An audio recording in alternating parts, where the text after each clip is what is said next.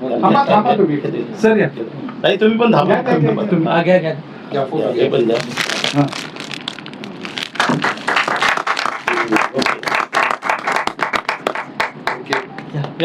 कबीरजी राहुल कांबळे यांनी UPSC परीक्षेमध्ये देशात 125वा नंबर घेऊन शहराचं नाव उज्ज्वल केलेलं आहे. सर्वात पहिलं त्यांचं अभिनंदन. आणि त्यांच्यासोबत त्यांचे वडील राहुलजी कांबळे सर आणि भारती कांबळे मॅडम. सर एका कंपनीमध्ये कामगार म्हणून आहेत आणि कामगाराचा मुलगा UPSC क्रॅक करून देशामध्ये 125 येतोय, हे म्हणजे खूप मोठी गोष्ट आहे आमच्या सर्वांसाठी. आणि आम्ही तुमच्यासोबत आहोत. इथं बघतोय आम्ही IAS ऑफिसर येतात इथे, त्यांना भेटतो आम्ही कशा पद्धतीने. पण एक आपल्या समाजातला, आपल्या मातीतला, आपल्या तळागाळातला मुलगा जेव्हा उंची अशी गाठतो तेव्हा खरंच मन भरून येतं. आणि त्यामुळेच आज आमचे सर्व पत्रकार जे मित्र आहेत, पत्रकार मित्रांनी ठरवलं किंवा कबीर सरांचा आपण छोटेखानी सत्कार करूयात. तुम्हाला फोन केला आणि तुम्ही एका छोट्या विनंतीला मान देऊन बहुजन समाजातील महापुरुषांना, सर्व महापुरुषांना अभिवादन करतो. अविनाश कांबेकर सर असतील, बाबूदादा कांबळे असतील, आदरणीय नाना असतील, नामदेव ढसासाहेब असतील, व सर्व पत्रकार बंधू, खरोखरच म्हणजे हा अतिशय आनंदाचा क्षण आहे. सर्वसामान्य कुटुंबातून कामगारातल्या सर्व कामगार वर्गामधलेच आहेत, परंतु परिस्थितीवरती मात करून सर या पुढे आज कबीरदादांसारख्या युवकाला उच्च शिक्षित करून आज UPSCमध्ये भारतामध्ये 125वा रँक मिळवणं म्हणजे फार मोठी अचिव्हमेंट आहे. विदाऊट क्लासेस घेता. सगळ्यात महत्त्वाची मी ह्या ज्यांनी अशा खरंच व्यक्तिमत्वाला जन्माला घातलं त्या माता आणि वडिलांना मी शतशः नमन करतो. आणि UPSC क्रॅक झाल्यानंतर सर तुमच्याकडनं पत्रकार बांधवांबरोबर आमच्यासारख्या कार्यकर्त्यांची जबाबदारी आणि आशा अजून पल्लवी झालेल्या आहेत. ज्यावेळेस आपल्याला जबाबदारी मिळेल त्या जबाबदारी स्वीकारून त्या जबाबदारीचं भान ठेवून आपल्यासारखे अधिकारी बहुजन समाजातले प्रामुख्यानं कशा पद्धतीनं घडतील त्याच्यासाठी आपण प्रामुख्याने विचार करावा अशी मी अपेक्षा आणि विनंती करतो. व तुम्ही हे रँकिंग पास केल्याबद्दल तुमचं पिंपरी चिंचवड शहरातील एक नागरिक म्हणून आणि संपूर्ण पत्रकार बांधवांच्या वतीने मी मनापासून तुमचं आणि तुमच्या आईवडिलांचं मनापासून या ठिकाणी मी अभिनंदन करतो, कौतुक करतो. तुम्हाला पुढच्या उज्ज्वल भविष्यासाठी आदरणीय नाना असतील, ढसासाहेब असतील, बाबूदादा असतील, अविनाशजी असतील, आदरणीय दिलीपराव असतील, संतोषराव असतील, सर्व पत्रकार बंधूंच्या वतीनं मी मनापासून शुभेच्छा देतो. धन्यवाद. म्हणजे माझं नाव युनुस खतीब. माझा जो जन्मभूमी आहे सातारा जिल्ह्याचा आहे, कराडचा आहे मी. कर्मभूमी पिंपरी चिंचवड असली. एक विशेष आनंद असा मला झाला की तुम्ही सातारा जिल्ह्याचे आहात, ते माझं एकदम मन भरून आलं की बरं वाटलं मला. पिंपरी चिंचवड शहर पत्रकार संघाच्या तर्फे आणि पिंपरी चिंचवड शहरातील सर्व पत्रकारांच्या तर्फे मी आपलं खूप खूप स्वागत करतो, अभिनंदन करतो. धन्यवाद. पिताजी को प्रणाम करता हूँ कि उन्होंने आज इस मुकाम तक, आपकी मेहनत तो थी ही, लेकिन उनकी जो मेहनत है वो दिखाई नहीं दी, आपके परीक्षा के स्वरूप में नहीं दिखाई दी, लेकिन जो माता पिता ने आपको यहाँ तक पहुँचाया है, मैं अपेक्षा करूँगा कि जीवन में आप जहाँ भी रहें, हम तो भगवान से प्रार्थना करेंगे, माँ शारदा से प्रार्थना करेंगे कि आपके कदम, ऊंचाई जो है, ऊंचाई आपके कदमों को चूमे. लेकिन ये जो महान मूर्ति बैठी हैं, सबसे बड़ा अपने जीवन में अगर किसी का योगदान होता है तो माता और पिता का होता है. उससे बड़ा दुनिया में कोई गुरु नहीं होता है. आपने भले अगर कोचिंग नहीं की, लेकिन यहाँ जो कोचिंग मिली है आपको, उसकी बदौलत आप यहाँ तक पहुँचे हैं. तो हम ज़्यादा नहीं बोलेंगे, हम तो शुभकामना देंगे आपको कि आप जहाँ भी रहें और आप एक ऐसे पद पर पहुँचे हैं कि वहाँ ना हिंदू होगा, ना मुस्लिम होगा, ना सिख होगा, ना ईसाई होगा.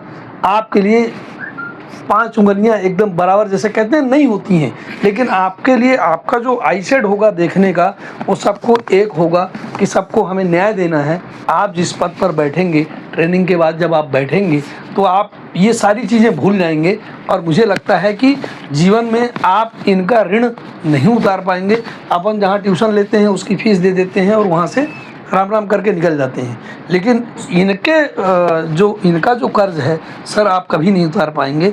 इसका ज़रूर ध्यान रखिए आप।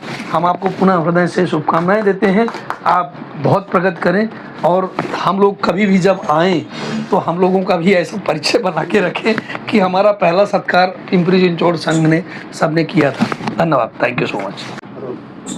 जगद्गुरु जगतवंदनी महाकारुणी तथागत भगवान गौतम बुद्ध, बोधिसत्व परमपूज्य डॉक्टर बाबासाहेब आंबेडकर, छत्रपती शिवाजीराजे, महात्मा ज्योतिबा फुले, लोकशाहीर अण्णाभाऊ साठे यांच्या पवित्र प्रतिमेला अभिवादन करतो। आणि आजच्या खऱ्या अर्थानं बाबासाहेबांनी सांगितलेल्या दिलेला संदेश, त्या संदेशाचा कडेकोटपणे पालन करून पिंपरी चिंचवड शहरातील कांबळे परिवारातील एक चिरंजीव त्यांनी त्या संदेशाचा आदर्श घेत या पिंपरी चिंचवड शहरामध्ये एक युवकांना प्रेरणादायक असा संदेश दिलेला आहे। आणि स्वतःही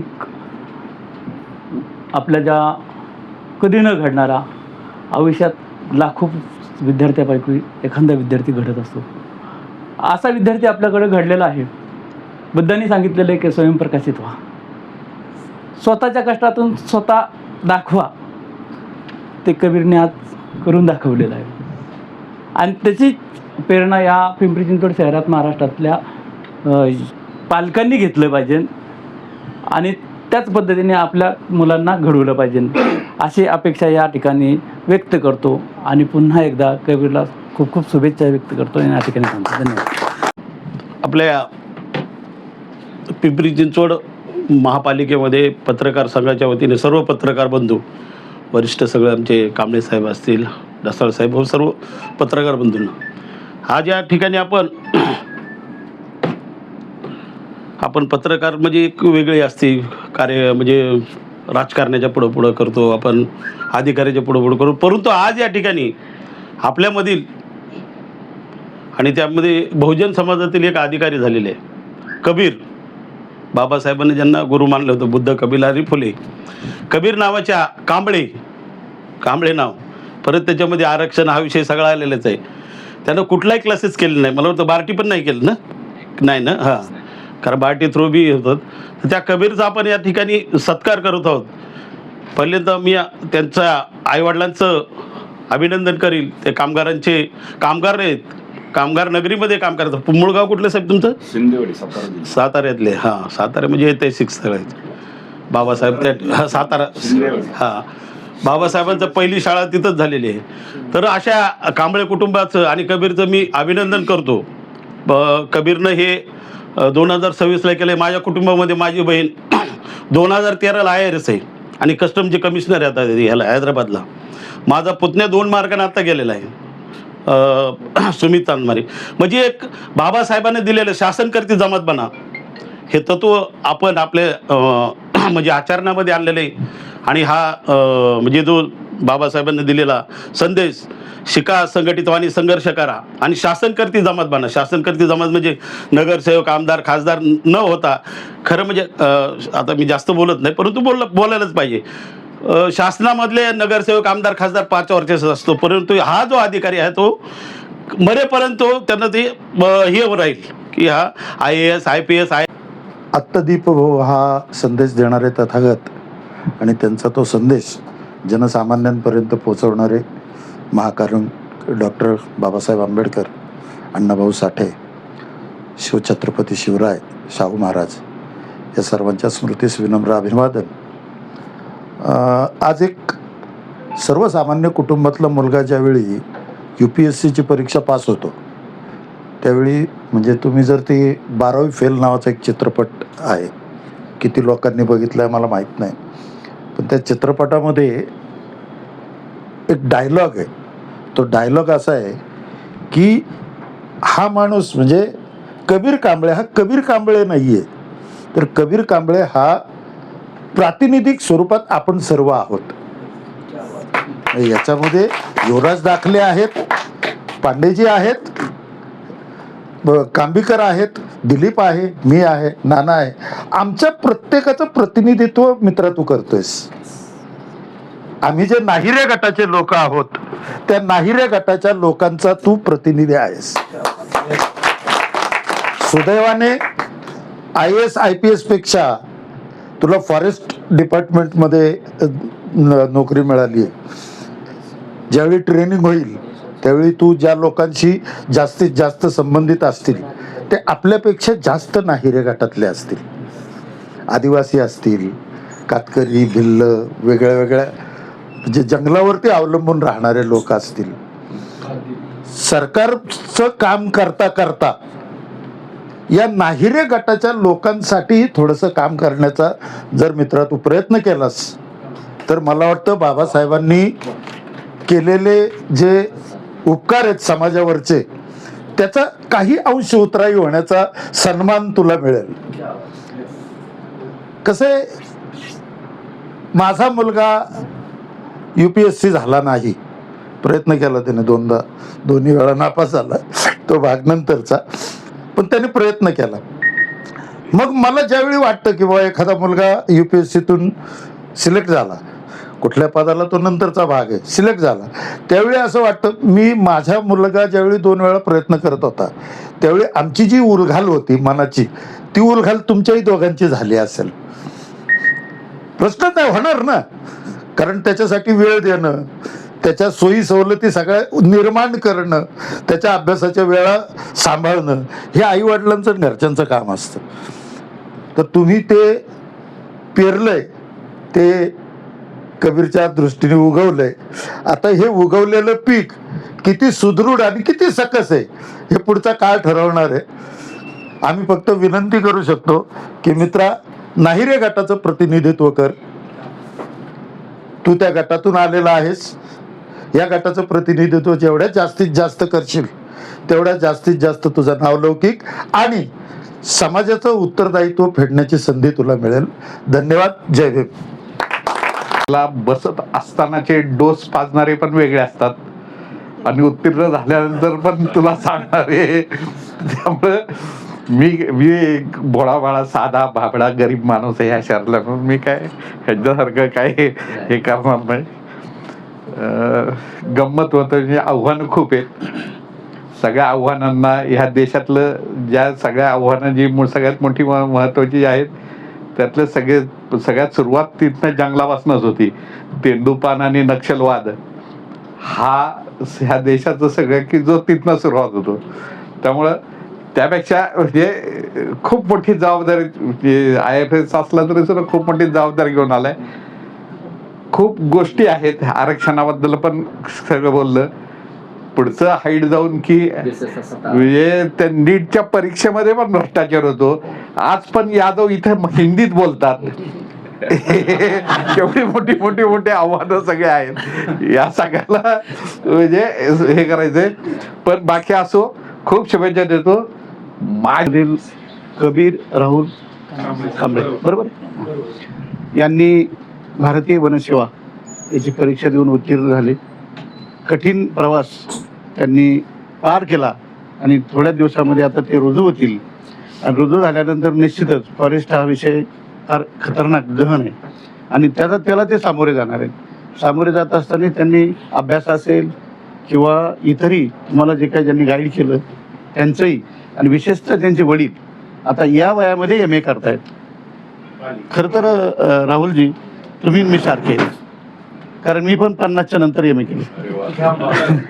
तर योग्य आहे. बाबासाहेबांनी जर समजा ही शिक्षणाची दारं उघडी ठेवली नसती तर निश्चितच आपल्याला MA करता आलं नसताना काहीच नाही. आणि कबीरजीला बी जे पूर्णपणे मदत झाली अनेक तंत्रज्ञानाचे असेल किंवा मोबाईलमध्ये नोट्स असतील किंवा सर्व काही तुम्हाला ती मदत झाली, हे खरोखर बाबासाहेबांचेच 21व्या शतकातले विचार आहेत. आणि हे करत असताना निश्चित आगामी काळामध्ये तुम्ही सर्व्हिस करत असताना आता तात्यांनी आता सांगितल्याप्रमाणे आव्हानं खूप आहेत तुम्हाला आणि आव्हानं हे पेलण्याची ताकद बाबासाहेबांच्या विचारात तुमच्यात दिसते आम्हाला. आणि निश्चितच आपण यशस्वी व्हाल. या ठिकाणी आमच्या बाबू असतील किंवा ज्यांनी हा सत्कार समारंभ तुमचा आयोजित केला आहे आणि त्या ठिकाणी आपण आलात वेळात वेळ काढून सर्वांना सत्काराला योग्य पद्धतीने उत्तर दिलेले आहेत आणि त्यानंतर उत्तर देत असतानाच निश्चित आपण यशस्वी होणार हे मी आता सर्वांच्या वतीने सांगतो. आपण या ठिकाणी आलात, आभार मानू लगेच. आपण या ठिकाणी आलात. आमच्या सर्व जेवढे पत्रकार संघ असतील, जेवढे पिंपरी चिंचवडमधले पत्रकार असतील, जेवढे वृत्तपत्र असतील, इलेक्ट्रॉनिक मीडिया असेल, डिजिटल मीडिया असेल, साप्ताहिक आमचे असतील, सर्वांच्या वतीने आपल्याला खूप खूप शुभेच्छा. त्यापेक्षाही तुमच्यापेक्षाही तुमच्या आईवडिलांना विशेष शुभेच्छा देतो आणि थांबतो. आपल्या पिंपरी चिंचवड शहरातील कबीर कांबळे यांनी UPSC परीक्षा देऊन IAFS या परीक्षेमध्ये घवघवीत यश प्राप्त केलं आणि पिंपरी चिंचवड शहराच्या शिरपेजामध्ये एक मानाचा तोरा लावला. त्याबद्दल पिंपरी चिंचवड शहरातील सर्व पत्रकार आणि जवळपास 30 लाख नागरिकांच्या वतीने मी त्याचं कौतुक करतो, अभिनंदन करतो आणि त्याच्या भावी जीवनाला मनापासून शुभेच्छा व्यक्त करतो. खरं तर अतिशय तरुण वयामध्ये हे यश त्याला त्याच्या वडिलांमुळे, आईमुळं आणि त्यांच्या कुटुंबियांच्या मार्गदर्शनामुळे आणि त्यांनी जे काही परिश्रम घेतले त्याच्यामुळं हे यश प्राप्त झाले. सगळ्यात महत्त्वाचं शिवराय फुले, शाहू आणि आंबेडकर या विचाराचा एक तरुण युवक अशा प्रकारचं यश प्राप्त करतो आणि त्याचं ऐकताना त्याने जे काही रेशनिंगच्या संदर्भात एका महिलेचं त्याने उदाहरण दिलंय, त्याची सोच जी आहे ती बाबासाहेबांना अभिप्रेत असणारी सोच आहे. हे आवर्जून त्याचा उल्लेख करावा लागेल. मी सार्वजनिक जीवनामध्ये गेली 35 वर्ष काम करताना मी कायम अधिकारी वर्ग जे आहे त्यांना कायम जे असे तरुण अधिकारी त्यांना सांगत आलेलं आहे की ही जी काही संधी तुम्हाला प्राप्त झालेली आहे ती भारतीय संविधान आणि बाबासाहेबांच्या पुण्याईमुळे तुम्हाला ही संधी प्राप्त झालेली आहे. त्यामुळं कुठेही वाम मार्गाला जाऊ नका. शुद्ध आचार, शुद्ध विचार आणि निष्कलंक चारित्र्य ठेवा. शिवराय फुले, शाहू, आंबेडकर या विचाराने काम करा आणि कुठल्याही प्रलोभनाला आणि आमिषाला बळी पडू नका. निश्चित तुम्ही अत्यंत परमोच्च अशा प्रकारच्या स्थानावरती गेल्याशिवाय राहणार नाही. आजचा काळ खूप विचित्र आहे. हे काम करत असताना पावलोपावली अडचण तुम्हाला येऊ शकते आणि म्हणून हे काम करत असताना कबीरजींना मी विनंती करेल की शिवराय फुले, शाहू, आंबेडकर यांच्या विचाराने आपण पुढे जाणार आहात. हे काम करत असताना ही आपण काळजी घ्यावी. निश्चित बाबासाहेबांचं विचार पुढे घेऊन जाणारा एक अधिकारी म्हणून काम करणारा हा कार्यकर्ता पुढच्या काळात तशा प्रकारची त्याची चूक होणार नाही आणि त्याचं भविष्य खूप मोठं उज्ज्वल असेल आणि तो खूप मोठ्या अतिशय कमी वयामध्ये आता तो हे काम सुरू करतोय. पुढच्या काळामध्ये तो केंद्रीय स्तरावरती उच्च पदावरती आपल्या पिंपरी चिंचवडचा कबीर आपल्याला दिसेल अशा प्रकारची त्याच्याकडनं अपेक्षा करतो. पुनश्च एकदा तुझं मनापासून अभिनंदन, कौतुक करतो आणि तुझ्या भावी जीवनाला सुयश चिंतितो. धन्यवाद. जय हिंद, जय महाराष्ट्र, जय भीम, जय शिवराय. सर्वप्रथम मी सर्व पत्रकार बांधवांना धन्यवाद मानू इच्छितो की माझ्यासाठी त्यांनी एवढा मोठा कार्यक्रम आयोजित केला. माझी कहाणी सांगण्याच्या आधी मी हे सगळ्यांना सांगू इच्छितो की संघ लोकसेवा आयोग याच्यातला सर्वात महत्त्वाचा शब्द लोकसेवा आहे याची मला कायम जाणीव आहे. तुम्हाला माहीत असेल की आपल्या पिंपरी चिंचवडमध्ये आयुक्त डॉक्टर श्रीकर परदेशी होते.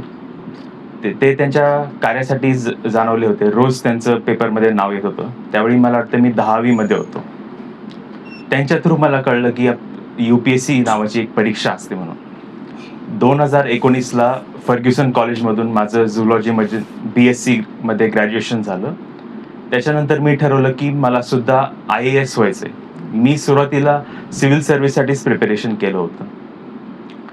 सिव्हिल सर्व्हिससाठी ह्या वर्षी मी इंटरव्ह्यू सुद्धा दिला होता पण तिथे अपयश आलं मला. त्याच्यानंतर माझा कधी विचार नव्हता की मला भारतीय वनसेवेत घ्यायचं आहे. माझा भाऊ मला बोलला की त्यांनी सांगितलं की ही सुद्धा एक ऑल इंडिया सर्व्हिस आहे. IAS, IPS आणि IFS या देशात 3 ऑल इंडिया सर्व्हिस आहेत, तर त्याच्यासाठी सुद्धा प्रयत्न कर. हा माझा दुसरा अटेम्प्ट होता आणि या दुसऱ्या अटेम्प्टमध्ये देशामध्ये माझा 125वा रँक आलेला आहे. मी ह्याच्यात 3 स्टेज असतात. पहिला असतो प्रिलिम्स, दुसरा मेन्स आणि तिसरा इंटरव्ह्यू. प्रिलिम्स आणि मेन्समध्ये मी स्वतःहून घरी अभ्यास केलेला आहे, कुठलाही क्लास नाही लावला मी. इंटरव्ह्यूसाठी अनेक जण गाईड करतात, जसं की तेलंगणाचे DGP आहेत महेश भागवत साहेब, ते सुद्धा मार्गदर्शन मोफत करायचे. अनेक संस्था आहेत दिल्लीमधल्या, वेगवेगळे कोचिंग आहेत जे मॉक्स इंटरव्ह्यू ऑर्गनाईज करतात, त्यांचा मी पार्ट होतो इंटरव्ह्यूसाठी. आणि अभ्यास मी कसा केला, माझे पुस्तक कसे होते, खरं तर वनसेवेसाठी मी पुस्तकं विकत नाही घेतली जास्ती. हा काळ हा ऑनलाईन इंटरनेटचा काळ आहे, त्यामुळं आमचे जे टेलिग्राम ग्रुप्स आहेत त्या टेलिग्राम ग्रुप्सवरनंच मी नोट्सवरनं अभ्यास केलेला आहे. यासाठी मी वनसेवेसाठी एकही पुस्तक विकत घेतलेलं नाही. मी तुम्हाला त्या परीक्षेचा एक आराखडा सांगतो. प्रिलिम्स सिव्हिल सर्व्हिस आणि आमची एकच असते. मेन्स आणि इंटरव्ह्यू वेगळा असतो. मेन्समध्ये 6 सब्जेक्ट असतात. एक असतो इंग्लिश, GK आणि 2 ऑप्शनल. एक ऑप्शनल झुलॉजी होता माझा, तो माझा ग्रॅज्युएशनचा सब्जेक्ट सुद्धा होता, त्यामुळे मला तिथे मदत झाली. दुसरा फॉरेस्ट्री होता, आणि फॉरेस्ट्रीसाठी जे आधीचे अधिकारी आहेत ते स्वतःचे नोट्स शेअर करतात. IFS गार्डन्स ग्रुप म्हणून एक टेलिग्राम चॅनल आहे, तिथे अधिकारी आपले स्वतःचे नोट्स शेअर करत असतात. त्यांचे नोट्स वाचून मी तो दुसरा ऑप्शन तयार केला. त्यामुळं मी स्वतः पुस्तक आणि नोट्स वनसेवेसाठी तरी नाही घेतले. आणि जे जनरल स्टडीजचा पार्ट आहे, GKचा पेपर आहे, त्यासाठी जे आपले सिव्हिल सेवाच्या बेसिक बुक्स आहेत, जसं की लक्ष्मीकांत झाला इंडियन पॉलिटीसाठी, मॉडर्न हिस्ट्रीसाठी स्पेक्ट्रम आहे, NCERTs आहेत, तेच पुस्तक मी वापरले. मी शेवटी हे सांगतो की जसं मी संघ लोकसेवा आयोगाबद्दल बोललो, तसंच मी सांगतो की जो भारतीय वनसेवा आहे याच्यातला सेवा हा शब्द हा सगळ्यात महत्त्वाचा आहे, आणि याची मला कधी विसर पडणार नाही. आणि माझं एवढं कौतुक होत आहे सगळीकडे, ते कौतुक फक्त मी पास झालो याच्यासाठीच नाही, तर मी माझ्या कार्याने या समाजासाठी काहीतरी करेल याच्यासाठी सुद्धा आहे, याची पण मला जाणीव आहे. एवढंच बोलून मी थांबतो. धन्यवाद. जय हिंद.